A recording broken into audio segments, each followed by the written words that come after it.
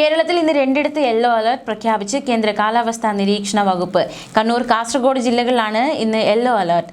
ഒറ്റപ്പെട്ട ശക്തമായ മഴയ്ക്കുള്ള സാധ്യതയാണ് പ്രവചിക്കപ്പെട്ടിരിക്കുന്നത്. 24 മണിക്കൂറിൽ 64.5 മില്ലിമീറ്റർ മുതൽ 115.5 മില്ലിമീറ്റർ വരെ മഴ കിട്ടുന്ന സാഹചര്യത്തെയാണ് ശക്തമായ മഴ എന്നതുകൊണ്ട് കേന്ദ്ര കാലാവസ്ഥാ വകുപ്പ് അർത്ഥമാക്കുന്നത്. മറ്റ് ജില്ലകളിൽ പൊതുവിൽ പകൽ വെയിൽ ആയിരിക്കുമെങ്കിലും മഴയുണ്ടാകില്ല എന്ന് കരുതേണ്ട. ചിലയിടങ്ങളിൽ ഒറ്റപ്പെട്ട മഴയ്ക്ക് സാധ്യത പ്രവചിക്കപ്പെട്ടിട്ടുണ്ട്. ക്യാൻസർ രോഗികൾക്ക് KSRTCയിൽ നൽകിയിരുന്ന സൗജന്യ യാത്ര നിർത്തലാക്കി. ഹാപ്പി ലോങ് ലൈഫ് എന്ന പദ്ധതിയാണ് സർക്കാർ വെട്ടിക്കുറച്ചത്. ഓർഡിനറി മുതൽ സൂപ്പർ ഫാസ്റ്റ് വരെയുള്ള ബസ്സുകളിൽ ലഭ്യമായിരുന്ന സൗജന്യ യാത്ര ഇതോടെ നിലച്ചു. സർക്കാർ പ്രിയദർശിനി പദ്ധതിയുടെ പിന്നാലെ പോയപ്പോഴാണ് സഹായം ആവശ്യമുണ്ടായിരുന്ന ക്യാൻസർ രോഗികളെ വഴിയാധാരമാക്കിയ നടപടിയുമായി KSRTC രംഗത്തെത്തിയത്. സൗജന്യ യാത്ര മാത്രമല്ല, ബസ്സിൽ സീറ്റും ഉറപ്പ് നൽകുന്ന പദ്ധതിയായിരുന്നു happy long life. Happy long life കാർഡുകൾ നൽകുന്നത് നിർത്തിയതോടെയാണ് പദ്ധതിയുടെ ആനുകൂല്യം ക്യാൻസർ രോഗികൾക്ക് നഷ്ടമായത്. Passport size photo, Aadhaar card, മേലുവിലാസം, ഓങ്കോളജിസ്റ്റ് നൽകുന്ന മെഡിക്കൽ സർട്ടിഫിക്കറ്റ് എന്നിവ സഹിതം www.kerala.rtcit.com എന്ന പോർട്ടലിലൂടെയാണ് അപേക്ഷിക്കേണ്ടത്. ചീഫ് ഓഫീസിൽ നിന്ന് ലഭ്യമാക്കുന്ന കാർഡ് KSRTC യൂണിറ്റ് ഓഫീസർ വഴി അപേക്ഷകന്റെ വീട്ടിലെത്തിക്കുന്നതായിരുന്നു രീതി. കാർഡിന്റെ കാലാവധി 6 മാസമാണ്. അത് കഴിഞ്ഞാൽ ഓൺലൈനായി അപേക്ഷ നൽകി പുതുക്കണം. ഓൺലൈനായി പുതുക്കുന്ന നടപടിയാണ് സർക്കാർ ഇപ്പോൾ നിർത്തിയത്. ഈ പുതിയതായി അപേക്ഷിക്കുന്നവർക്ക് കാർഡ് കിട്ടുന്നില്ല. ബന്ധപ്പെട്ട ഓഫീസിലേക്ക് വിളിച്ചാൽ ആരും ഫോൺ എടുക്കാറില്ലെന്നും രോഗികളുടെ പരാതി. ഓഫീസിൽ നേരിട്ടെത്തി അന്വേഷിക്കുന്നവരോട് കാർഡുകൾ അച്ചടിക്കുന്നതിലെ സാങ്കേതിക തടസ്സങ്ങൾ പറഞ്ഞ് ഒഴിഞ്ഞു മാറുകയാണ് അധികൃതർ. സിക്കിമിൽ ജലവൈദ്യുത പദ്ധതിയുടെ ഭാഗമായി നിർമ്മിക്കുന്ന തുരങ്കം തകർന്നു മരിച്ച ജിയോളജിസ്റ്റ് മണർക്കാട് ഇല്ലിവളവ് സ്വദേശി അനീഷ് മോഹന്റെ മൃതദേഹം ഇന്ന് നാട്ടിലെത്തിക്കും. ഇന്നലെ ഉച്ചയോടെയാണ് സിക്കിമിൽ നിന്ന് മൃതദേഹവുമായി ആംബുലൻസ് കൊൽക്കത്ത വിമാനത്താവളത്തിലേക്ക് പുറപ്പെട്ടത്. കൊൽക്കത്ത വിമാനത്താവളത്തിൽ മൃതദേഹം എംബാം ചെയ്യുന്നതിനുള്ള മൊബൈൽ യൂണിറ്റ് നോർക്കയുടെ നേതൃത്വത്തിൽ ക്രമീകരിച്ചിരുന്നു. അവിടെ നിന്ന് വിമാനത്തിൽ കൊച്ചി വിമാനത്താവളത്തിലും തുടർന്ന് ആംബുലൻസിൽ നാട്ടിലേക്കും കൊണ്ടുവരും. കൊച്ചുമറ്റം കൂരോത്തുപറമ്പിൽ വീട്ടിൽ സംസ്കാരവും നടന്നേക്കും. മുഖ്യമന്ത്രിയുടെ നിർദ്ദേശപ്രകാരം നോർക്കയാണ് പ്രവർത്തനങ്ങൾ ഏകോപിപ്പിക്കുന്നത്. തിങ്കളാഴ്ച ഉച്ചയ്ക്കാണ് തെക്കൻ സിക്കിമിലെ നാംചി ജില്ലയിലുള്ള തുരങ്കത്തിൽ അപകടമുണ്ടായത്. ബുധനാഴ്ച അർദ്ധരാത്രിയോടെ അനീഷിന്റെ മൃതദേഹം കണ്ടെത്തി. ഇതുവരെ 20 പേരുടെ മൃതദേഹം കണ്ടെത്തി. 5 പേരുടേത് കൂടി കണ്ടെത്തേണ്ടതുണ്ട്. നാഷണൽ ഹൈഡ്രോ ഇലക്ട്രിക് പവർ കോർപ്പറേഷനിലെ ഉദ്യോഗസ്ഥരും നിർമ്മാണ കരാർ ഏറ്റെടുത്ത കമ്പനിയിലെ ജീവനക്കാരും തൊഴിലാളികളുമാണ് തുരങ്കം തകർന്ന് ഉള്ളിൽ കുടുങ്ങിയത്. ജിയോളജിസ്റ്റായ അനീഷ് NHPC സിക്കിം യൂണിറ്റിന്റെ സീനിയർ മാനേജറായിരുന്നു. സംസ്ഥാനത്ത് പോലീസിൽ വൻ അഴിച്ചുപണി. 161 ഡിവൈഎസ്പിമാരെ സ്ഥലം മാറ്റി. ഭരണമാറ്റത്തിന്റെ ഭാഗമായാണ് അഴിച്ചുപണി വൈകുന്നതിൽ കോൺഗ്രസിന് അതൃപ്തി ഉയർന്നിരുന്നു. പിന്നാലെയാണ് നടപടി. ബൈജു പൗലോസ് ആലുവ DYSP ആകും. PM മനോജ് നാദാപുരം DYSP ആകും. PK മണി പയ്യന്നൂർ DYSP ആകും. മൂസ വള്ളിക്കാടൻ കാസർഗോഡ് ക്രൈംബ്രാഞ്ച് DYSPയും N സുനിൽകുമാർ ഇടുക്കി ക്രൈംബ്രാഞ്ച് DYSPയും ആകും. ഊബർ ആപ്പ് പൂർണ്ണമായി ബഹിഷ്കരിക്കാൻ ഓൺലൈൻ ടാക്സി ഡ്രൈവേഴ്സിന്റെ തീരുമാനം. ഇന്നലെ മുതൽ മറ്റ് ആപ്പുകൾ ഉപയോഗിച്ച് സർവീസുകൾ വീണ്ടും തുടങ്ങി. മാനേജ്മെന്റുമായി നടത്തിയ ചർച്ച പരാജയപ്പെട്ടതോടെയാണ് തീരുമാനം. ന്യായമായ അടിസ്ഥാന നിരക്കുകൾ ഉറപ്പാക്കുക, ഡ്രൈവർ സൗഹൃദ നിലപാട് സ്വീകരിക്കുക മുതലായ ആവശ്യങ്ങളാണ് ഓൺലൈൻ ടാക്സി ഡ്രൈവേഴ്സ് മുന്നോട്ട് വച്ചിരുന്നത്. ഇന്ന് കൊച്ചിയിൽ മാനേജ്മെന്റുമായി നടന്ന ചർച്ച പരാജയപ്പെട്ടതോടെയാണ് ഊബർ ആപ്പ് ബഹിഷ്കരിക്കാൻ തീരുമാനമെടുത്തിരിക്കുന്നത്. റാപ്പിഡോ, ഒലെ അടക്കമുള്ള ആപ്പുകൾ ഉപയോഗിക്കാനാണ് ഡ്രൈവർമാർ തീരുമാനം. കേരള സർക്കാരിന്റെ കേരള സവാരി ഉൾപ്പെടെയുള്ള ആപ്പുകളും പ്രയോജനപ്പെടുത്തും. ഊബർ ഉയർന്ന കമ്മീഷൻ വാങ്ങുന്നു എന്നതുൾപ്പെടെയാണ് ഓൺലൈൻ ടാക്സി ഡ്രൈവേഴ്സിന്റെ ആരോപണം. ഇന്ന് നടക്കാനിരിക്കുന്ന ചർച്ചയ്ക്ക് ശേഷവുമാകും തുടർ നടപടികൾ ആലോചിക്കുക. രാജ്യത്തിന് പുറത്തുപോയി ഭാരതത്തെ കുറ്റപ്പെടുത്തുന്നതിലൂടെ രാഹുൽ ഗാന്ധി രാജ്യത്തെ അസ്ഥിരപ്പെടുത്താൻ ശ്രമിക്കുകയാണെന്ന് BJP മുൻ സംസ്ഥാന അധ്യക്ഷൻ K സുരേന്ദ്രൻ. ജനാധിപത്യത്തെ അട്ടിമറിക്കാനുള്ള രാഹുലിന്റെ ഗൂഢാലോചനയ്ക്കെതിരെ മോദി സർക്കാർ ഐക്യദാർഢ്യം പ്രഖ്യാപിച്ച് BJP സിറ്റി ജില്ലാ കമ്മിറ്റി സംഘടിപ്പിച്ച ബഹുജന റാലി ഉദ്ഘാടനം ചെയ്യുകയായിരുന്നു അദ്ദേഹം. കിട്ടിയ അവസരം ഉപയോഗിച്ച് രാഹുൽ രാജ്യത്തിനെതിരെ പ്രവർത്തിക്കുകയാണ്. ചോദ്യപേപ്പർ ചോർന്നത് കണ്ടെത്തിയത് സർക്കാരാണ്, കുറ്റക്കാരെയെല്ലാം പിടികൂടി.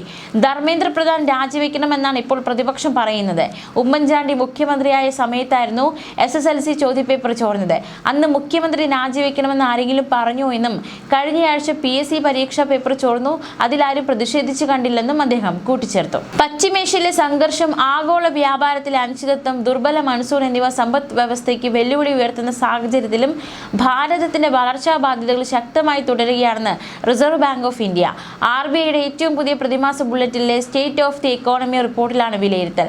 ആഭ്യന്തര ഉപയോഗത്തിലെ സ്ഥിരത, സേവന മേഖലയുടെ മികച്ച പ്രകടനം, നിർമ്മാണ അടിസ്ഥാന സൗകര്യ മേഖലകളിലെ നിക്ഷേപ വർധന, ബാങ്കുകളുടെ ആരോഗ്യകരമായ വായ്പാ വളർച്ച എന്നിവയാണ് സമ്പദ് വ്യവസ്ഥയെ മുന്നോട്ട് നയിക്കുന്ന പ്രധാന ഘടകങ്ങളെന്ന് റിപ്പോർട്ട് വ്യക്തമാക്കുന്നു. സ്വകാര്യ ഉപഭോഗവും പൊതുമേഖലാ നിക്ഷേപവും വളർച്ചയ്ക്ക് ശക്തമായ പിന്തുണ നൽകുന്ന സാഹചര്യത്തിൽ ഇന്ത്യക്ക് മറ്റു പല രാജ്യങ്ങളെ അപേക്ഷിച്ച് ബാഹ്യ ആഘാതങ്ങളെ കൂടുതൽ ഫലപ്രദമായി നേരിടാൻ കഴിയുന്നുണ്ടെന്നും RBI ചൂണ്ടിക്കാട്ടുന്നു.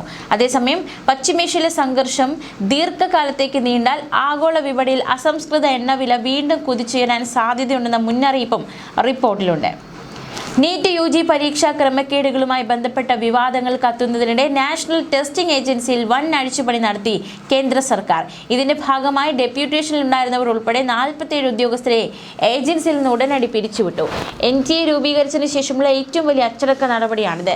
പുറത്താക്കപ്പെട്ട ഉദ്യോഗസ്ഥരിൽ ചിലർക്കെതിരെ ഗുരുതരമായ അച്ചടക്ക നടപടികളും തുടരന്വേഷണങ്ങളും ഉണ്ടായേക്കുമെന്നാണ് NTA വൃത്തങ്ങൾ നൽകുന്ന സൂചന. വെറും വ്യക്തിഗത മാറ്റങ്ങൾക്കപ്പുറം NTAയുടെ ഘടനയിലും പ്രവർത്തന ശൈലിയിലും കാതലായ മാറ്റങ്ങൾ വരുത്താനാണ് ഭരണകൂടത്തിന്റെ തീരുമാനം. പരീക്ഷാ നടത്തിപ്പിലെ സുതാര്യതയും സുരക്ഷയും പൂർണ്ണമായി ഉറപ്പാക്കുക എന്നതായിരിക്കും ഇതിലൂടെ പ്രാഥമിക പരിഗണന. യുവാക്കൾക്ക് നന്ദി പറഞ്ഞു പ്രധാനമന്ത്രി നരേന്ദ്രമോദിയുടെ പുതിയ വീഡിയോ. ചോദ്യപേപ്പർ ചോർച്ചയ്ക്കെതിരെയുള്ള സർക്കാരിന്റെ നടപടികൾ വ്യക്തമാക്കി ഇൻസ്റ്റഗ്രാമിൽ പങ്കുവച്ച വീഡിയോയ്ക്ക് കിട്ടിയ മികച്ച പ്രതികരണത്തിന് മോദി നന്ദി പറഞ്ഞു. വെള്ളിയാഴ്ച രാത്രിയാണ് ഇൻസ്റ്റഗ്രാമിൽ രണ്ടാമത്തെ വീഡിയോ മോദി പോസ്റ്റ് ചെയ്തത്. കഴിഞ്ഞ രാത്രി നിങ്ങളെ നേരിൽ കാണാൻ അവസരം കിട്ടി. ഇന്നലെ പോസ്റ്റ് ചെയ്ത വീഡിയോയ്ക്കുള്ള നിങ്ങളുടെ പ്രതികരണത്തിന്റെ നിർദ്ദേശങ്ങൾക്ക് നന്ദി. കേന്ദ്രമന്ത്രിമാർ ഇൻസ്റ്റഗ്രാമിൽ സജീവമാകണമെന്ന് നേരത്തെ മോദി നിർദ്ദേശം നൽകിയിരുന്നു. ഇതിന് പിന്നാലെയാണ് പുതിയ വീഡിയോ പോസ്റ്റ് ചെയ്തത്. സാധാരണ എക്സിലൂടെയാണ് പ്രധാനമന്ത്രി സ്ഥിരമായി പോസ്റ്റുകൾ പങ്കുവച്ചിരുന്നത്. ഒപ്പം വീഡിയോയുടെ അവസാന ഭാഗത്ത് എന്നോടുള്ള നിങ്ങളുടെ സ്നേഹം നിലനിൽക്കും, ഞങ്ങളുടെ ബന്ധം കൂടുതൽ ശക്തമാകും, നന്ദി സുഹൃത്തുക്കളെ എന്നും പ്രധാനമന്ത്രി പറയുന്നു. ജന്തർ മന്ദറിലെ വിദ്യാർത്ഥികൾക്ക് നേരെ പോലീസ് അതിക്രമം കാണിച്ചുവെന്ന് ആരോപിച്ച് സമർപ്പിച്ച ഹർജിയിൽ തിങ്കളാഴ്ച വാദം കേൾക്കാൻ സുപ്രീം കോടതി. ചീഫ് ജസ്റ്റിസ് സൂര്യകാന്ത്, ജസ്റ്റിസുമാരായ ജോയ് മല്യ, ബാഗ്ചി, വി മോഹന എന്നിവരടങ്ങിയ ബെഞ്ചിന് മുമ്പാകെയാണ് വിഷയം പരിഗണിക്കുക. നീറ്റ് ചോദ്യപേപ്പറുമായി ബന്ധപ്പെട്ട വിദ്യാർത്ഥി പ്രതിഷേധങ്ങളിൽ ഒരു ഹർജി ഫയൽ ചെയ്തിട്ടുണ്ട്. അടിയന്തര സാഹചര്യമുണ്ട്, വിദ്യാർത്ഥികൾക്കെതിരെ പോലീസ് അതിക്രമം നടക്കുന്നു, എന്തെങ്കിലും ചെയ്യണമെന്നും വിദ്യാർത്ഥികൾക്ക് വേണ്ടി ഹാജരായ മുതിർന്ന അഭിഭാഷകൻ ശങ്കരനാരായണൻ ആവശ്യപ്പെട്ടു. അപേക്ഷ ശ്രദ്ധയിൽപ്പെട്ടുവെന്നും തിങ്കളാഴ്ച വാദം കേൾക്കാമെന്നും കോടതി. വടക്കു പടിഞ്ഞാറൻ പാകിസ്ഥാനിലെ സുരക്ഷാ ചെക്ക് പോസ്റ്റിന് നേരെയുണ്ടായ ശക്തമായ ചാവേർ ആക്രമണത്തിൽ 15 സുരക്ഷാ ഉദ്യോഗസ്ഥർ കൊല്ലപ്പെട്ടു. വ്യാഴാഴ്ച രാത്രി നടന്ന ആക്രമണത്തിൽ 12 സൈനികരും 2 പോലീസുകാരും 1 വനംവകുപ്പ് ഉദ്യോഗസ്ഥനുമാണ് കൊല്ലപ്പെട്ടത്. ആക്രമണത്തിന് പിന്നാലെ സുരക്ഷാ സേന നടത്തിയ ശക്തമായ തിരിച്ചടിയിൽ 12 ഭീകരരെ വധിച്ചതായി പാകിസ്ഥാൻ സൈന്യം പ്രസ്താവനയിലൂടെ അറിയിച്ചു. അഫ്ഗാനിസ്ഥാൻ അതിർത്തിയോട് ചേർന്ന് കിടക്കുന്ന ഖൈബർ പഖ്തൂൺഖ പ്രവിശ്യയിലെ ടാങ് ജില്ലയിലാണ് സംഭവം. ചെക്ക് പോസ്റ്റിന്റെ സുരക്ഷാ വലയം ഭേദിച്ച് അകത്ത് കയറാൻ കഴിയാതെ വന്നതോടെ സ്ഫോടക വസ്തുക്കൾ നിറച്ച വാഹനം ഭീകരർ കെട്ടിടത്തിലേക്ക് ഇടിച്ചു കയറ്റുകയായിരുന്നു. ശക്തമായ സ്ഫോടനത്തിൽ ചെക്ക് പോസ്റ്റ് കെട്ടിടത്തിന്റെ ഗുരുതരമായ നാശനഷ്ടങ്ങളുണ്ടായി. വ്യോമസേനയുടെ F-16 യുദ്ധവിമാനങ്ങൾ നവീകരിക്കുന്നതിൽ US-ഉമായുള്ള പങ്കാളിത്തം ശരിയായ ദിശയിലാണ് നീങ്ങുന്നതെന്ന് പാകിസ്ഥാൻ വിദേശകാര്യ മന്ത്രാലയം. 2026 ഡിസംബർ വരെ പാകിസ്ഥാന്റെ F-16 യുദ്ധവിമാനങ്ങൾക്ക് $686 മില്യൺ നൂതന സാങ്കേതിക വിദ്യയും നവീകരണവും വിൽക്കാൻ US-ലെ ട്രംപ് ഭരണകൂടം അംഗീകാരം നൽകി. പാകിസ്ഥാൻ ഇന്ത്യയുമായി സംഘർഷം നേരിടുന്ന സമയത്താണ് കരാർ. US-ഉമായുള്ള കരാറിനെ കുറിച്ച് ചോദിച്ചപ്പോൾ ഇസ്ലാമാബാദും വാഷിംഗ്ടണും തമ്മിലുള്ള വിശാലമായ ബന്ധത്തിന്റെ ഒരു പ്രധാന സ്തംഭമായി പ്രതിരോധ സഹകരണം തുടരുന്നുവെന്ന് പാകിസ്ഥാൻ വിദേശകാര്യ മന്ത്രാലയ വക്താവ് താഹിർ ആൻട്രാബി പറഞ്ഞു. $686 മില്യൺ നവീകരണ പരിപാടിക്ക് പാകിസ്ഥാൻ വക്താവ് ഒരു പ്രത്യേക സമയപരിധി നൽകിയില്ല. എന്നാൽ അതിന്റെ ഡെലിവറി ഷെഡ്യൂളിനെ കുറിച്ചുള്ള ചോദ്യങ്ങൾക്ക് പാകിസ്ഥാൻ പ്രതിരോധ മന്ത്രാലയം ഉത്തരം നൽകുമെന്നും അദ്ദേഹം പറഞ്ഞു. ഡൽഹിയിലെ വിദ്യാർത്ഥി പ്രതിഷേധങ്ങളിൽ താരിഖ് റഹ്മാന്റെ നേതൃത്വത്തിലുള്ള ബംഗ്ലാദേശ് നാഷണൽ പാർട്ടി സർക്കാരിന് ആദ്യ പ്രതികരണം. യുവാക്കളുടെയും വിദ്യാർത്ഥികളുടെയും ആശങ്കകൾ ശ്രദ്ധിക്കുകയും അവയ്ക്ക് പരിഹാരം കണ്ടെത്തുകയും ചെയ്യണമെന്ന് ബംഗ്ലാദേശ് മന്ത്രി ഷാമ ഉബൈദ് ഇന്ത്യയിലെ നരേന്ദ്രമോദി സർക്കാരിനോട് അഭ്യർത്ഥിച്ചു. ഇന്ത്യയുടെ മറ്റൊരു അയൽക്കാരനായ പാകിസ്ഥാൻ സർക്കാരിന്റെ പ്രതികരണത്തിൽ നിന്ന് ബംഗ്ലാദേശിന്റെ പ്രതികരണം തികച്ചും വ്യത്യസ്തം. താരിഖ് റഹ്മാൻ സർക്കാരിലെ വിദേശകാര്യ സഹമന്ത്രിയായ ഷാമ ഉബൈദിനോട് ഡൽഹിയിലെ പ്രതിഷേധത്തിനിടെയുണ്ടായ അക്രമങ്ങളെക്കുറിച്ചും ഇന്ത്യയിൽ താമസിക്കുന്ന ബംഗ്ലാദേശി പൗരന്മാരുടെ സുരക്ഷയെക്കുറിച്ചുള്ള ആശങ്കകളെക്കുറിച്ചും ചോദ്യം ചെയ്യപ്പെട്ടു. ഇന്ത്യയിൽ നടന്നുകൊണ്ടിരിക്കുന്ന വിദ്യാർത്ഥി പ്രസ്ഥാനത്തെക്കുറിച്ച് താൻ കേട്ടിട്ടുണ്ടെന്ന് ഷാമ പറഞ്ഞു. മേഖലയിൽ സമാധാനവും സ്ഥിരതയും നിലനിൽക്കണമെന്ന് ബംഗ്ലാദേശ് സർക്കാർ ആഗ്രഹിക്കുന്നുവെന്നും അദ്ദേഹം പറഞ്ഞു.